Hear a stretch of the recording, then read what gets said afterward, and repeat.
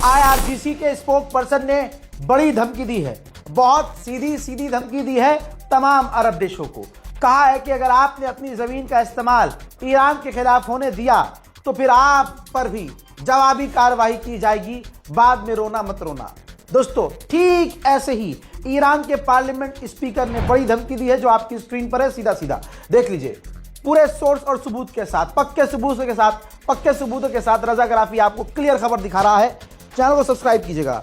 दोस्तों, ईरान के parliament speaker ने कहा कि अगर हमारे पावर प्लांट को निशाना बनाया अमेरिका ने, और निशाना बनाने के लिए अरब देशों की सरजमीन और उनके एयर स्पेस का इस्तेमाल किया अमेरिका ने, तो पूरे इलाके में, मोहतरम हज़रात, पूरे इलाके का मतलब पूरा मिडिल ईस्ट, पूरा अरब, तो इन्होंने कहा कि पूरे अरब में जितने भी क्रिटिकल फैसिलिटीज़ हैं, चाहे वो ऑयल फैसिलिटी हो, चाहे वो गैस फैसिलिटी हो, इलेक्ट्रिसिटी फैसिलिटी हो, हम सबको उड़ा देंगे।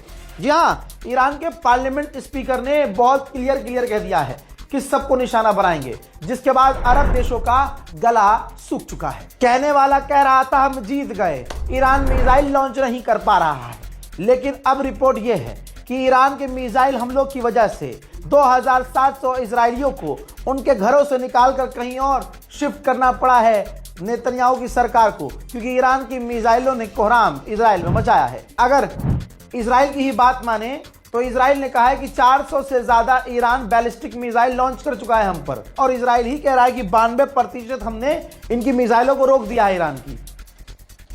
हम कह रहे हैं ठीक है, 92% तुमने रोक दी, 8% मिसाइलें गिरी हैं।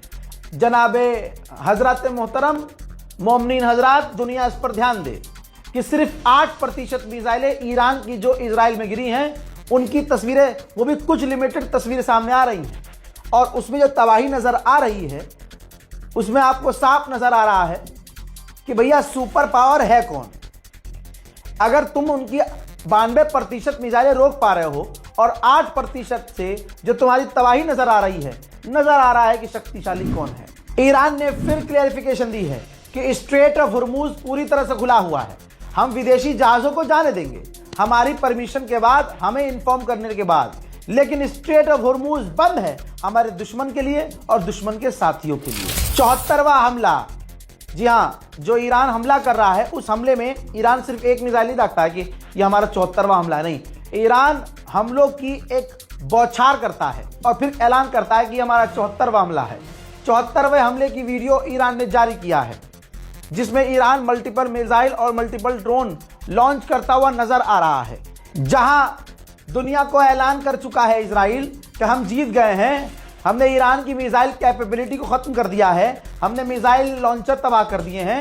दुनिया अपनी आंखों से देख रही है, दुनिया अपनी आंखों से देख रही है कि ईरान पूरी दुनिया पर भारी पड़ रहा है। इजराइल के डिफेंस मिनिस्टर ने कहा है कि अगर ईरान ने हमारे शहरों पर और हमले किए तो ईरान को सालों पीछे भेज देंगे।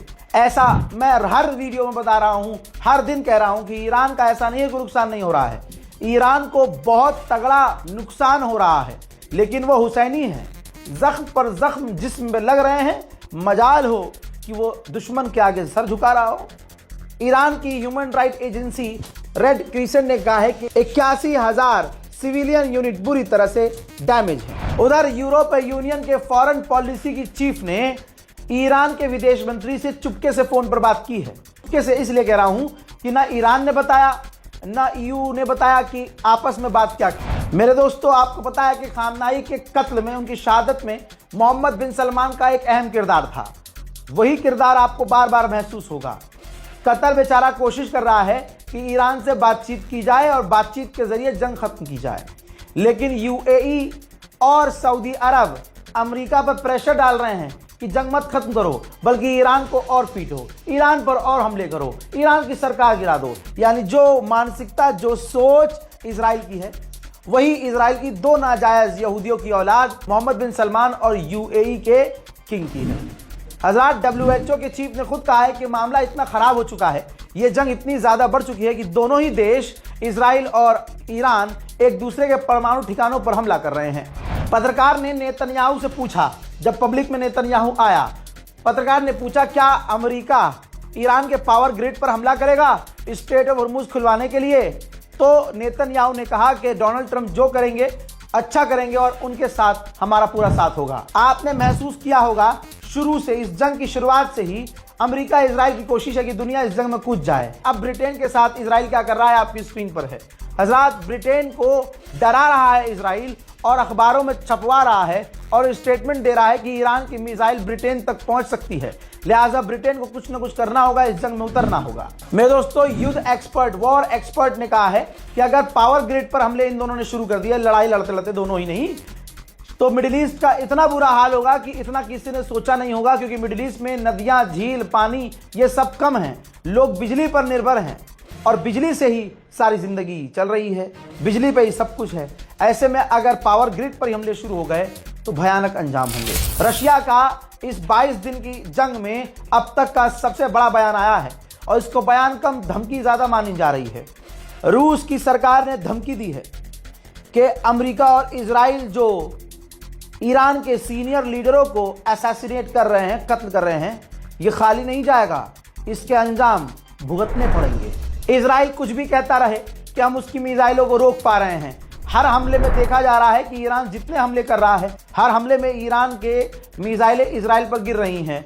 अब ये ब्लूम प्लेग्राउंड है, ब्लूम प्लेग्राउंड यानी खेल का मैदान जो इजराइल के अंदर है, वहां पे भी आप धुआं देख सकते हैं। ईरान की मिसाइल यहां पर भी आकर गिरी है। दूसरी तरफ IRGC ने दोबारा धमकी जारी की है अमेरिकी फौज को कि अगर मुन्ना गलती से भी हमारे आइलैंड पर घुसने की कोशिश की तो वो आइलैंड तुम्हारे लिए कब्रिस्तान बना दिया जाएगा।